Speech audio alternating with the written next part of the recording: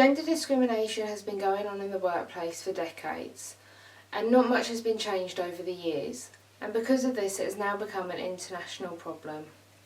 It's been made clear that there is a difference between pay between women and men, as women who are in full-time employment get 10% less pay than men, while women who are in part-time employment get 34.5% less pay than men, which means that there is a clear difference in pay between the genders.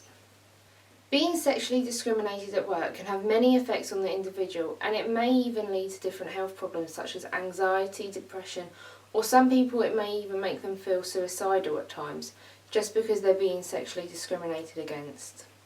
In a lot of offices and places of work in the UK, there is discrimination without a doubt. I did go for an interview for a job and got through to the third round of interviews and was told it was between me and this other person who happened to be a man, and the other person got the job, and they actually told me that the only reason he got the job was because there was only one man in the office and everyone else was a woman, and they thought having another man would be a better dynamic in the office. So yeah, I was definitely discriminated against then. I think there's probably ideas of jobs which women should do and probably men should do. I think there are problems probably with, well, there's definitely what we call glass ceilings. You don't see as many women in positions of power compared to men. So I think there's a lot of ways to go.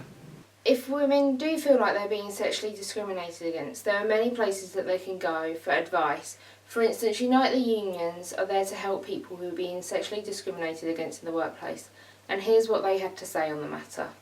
What our job is to support women who are at work, who have joined a trade union to represent them, and to make sure that they have job security, better paying conditions, and have a fair workplace, because one of the things that we know and understand is that gender discrimination at work is a pretty much intrinsic structural issue within our labour market. Wherever we are in the labour market, actually there is that discrimination which exists. So there is, right from the shop floor to the boardroom, there is gender discrimination in relation to pay.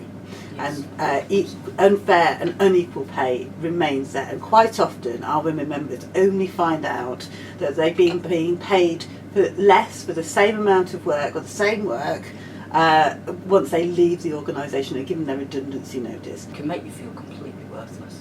Completely worthless. There's Joe Bloggs working there, same job as me, and he's getting £5,000 a year more. How's that going to make you feel? Worthless. Or less worth. Yeah, that's right. Even though there are unions that do try and help women who are being sexually discriminated in the workplace, it still happens, and it is an ongoing problem in society.